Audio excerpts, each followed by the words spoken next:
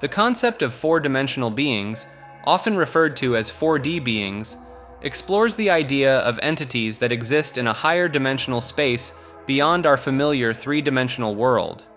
While we perceive reality in terms of length, width, and depth as three dimensions, some theories propose that there could be additional dimensions that are imperceptible to us. Proponents of these theories suggest that these entities would have the ability to move and interact with our 3D world in ways that would seem miraculous or impossible to us. For example, just as a 3D object can pass through a 2D plane without breaking it, a 4D being could potentially move through 3D space without being constrained by walls or barriers. Some theorists even propose that 4D beings could have the ability to see and manipulate time, as time is often considered to be the fourth dimension in physics. In this context, 4D beings might be able to perceive past, present, and future simultaneously, or even interact with and alter events across different points in time. Certain spiritual and philosophical beliefs also entertain the notion of higher dimensional entities, such as deities or celestial beings, that possess abilities and knowledge beyond human comprehension. The concept of an eighth continent refers to the theory that there may be an undiscovered or hidden landmass on Earth, beyond the 7 continents currently recognized. Some proponents of this idea speculate that the eighth continent could be located in the Pacific Ocean, often pointing to the existence of numerous underwater plateaus and seamounts that could potentially be the remnants of a sunken landmass. Others suggest that the eighth continent might be found in the Arctic or Antarctic regions, where vast areas remain unexplored or covered by ice.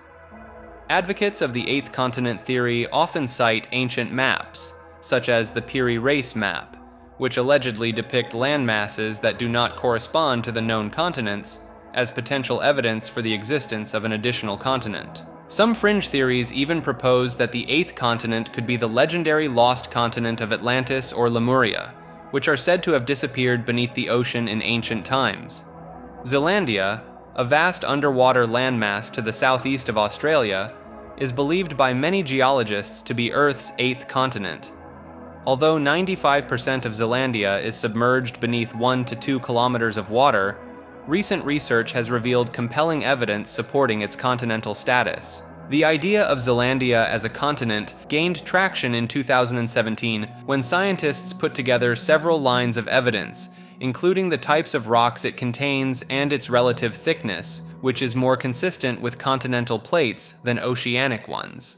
Zealandia is thought to have formed around 83 million years ago, during the late Cretaceous period, as the supercontinent Gondwana began to break up. It's believed that all or part of Zealandia may have existed as an island for a while before it disappeared beneath the ocean around 25 million years ago. Much of Zealandia may never be inhabited by land-based life, but it may nevertheless still be the eighth continent. Like this video and subscribe to Maker.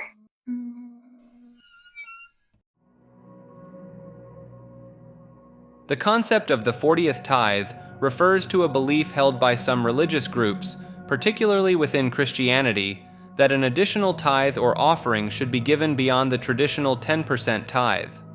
Supporters of this idea often point to biblical passages that emphasize generosity and sacrificial giving, arguing that the 10% tithe should be seen as a minimum rather than a maximum. They suggest that giving a 40th tithe, which would amount to 2.5% of one's income, demonstrates a higher level of faith and commitment to God.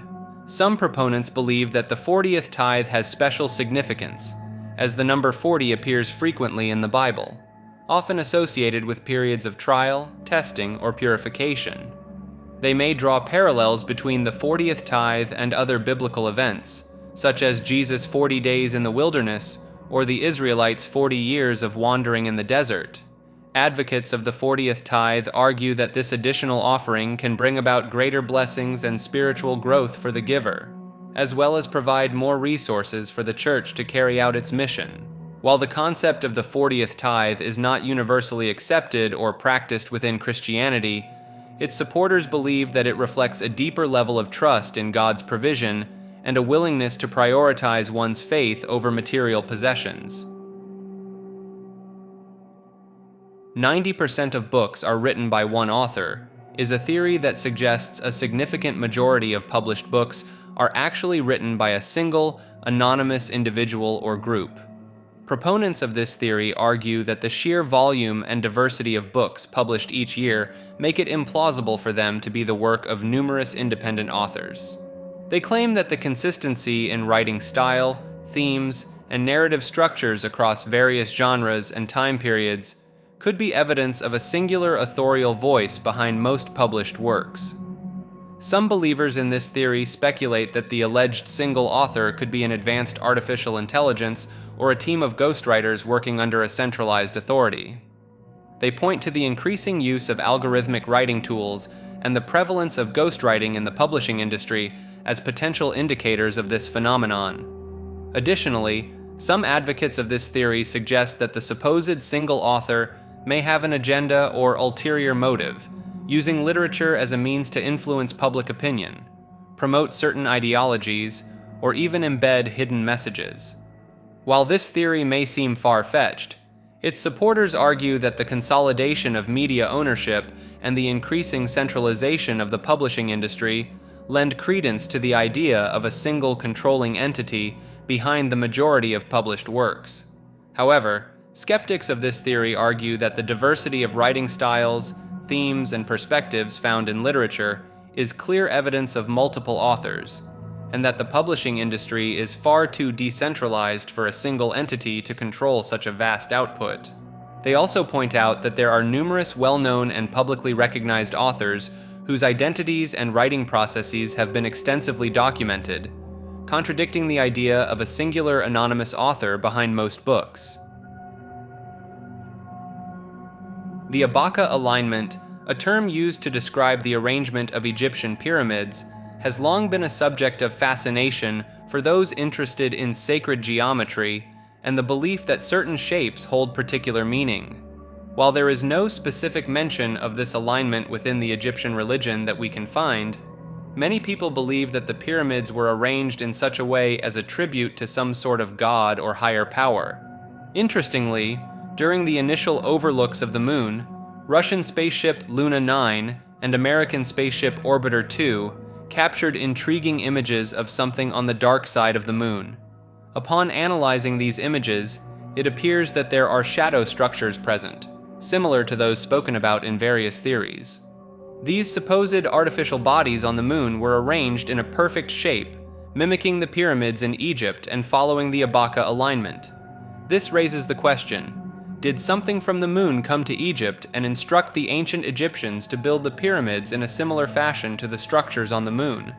Or did something from the moon observe the pyramids on Earth and then replicate them? The latter idea is particularly intriguing, as it aligns with the concept of extraterrestrial beings observing our pyramids and other structures, and then replicating them on the moon. This theory gains credibility when considering the advanced technological capabilities that would be required to construct such precise structures on the lunar surface, as well as the uncanny similarity between the Abaka alignment on Earth and the arrangement of the shadow structures on the moon. Furthermore, the fact that these structures were discovered on the dark side of the moon, which is not visible from Earth, adds to the mystery and suggests that they may have been deliberately hidden from our view.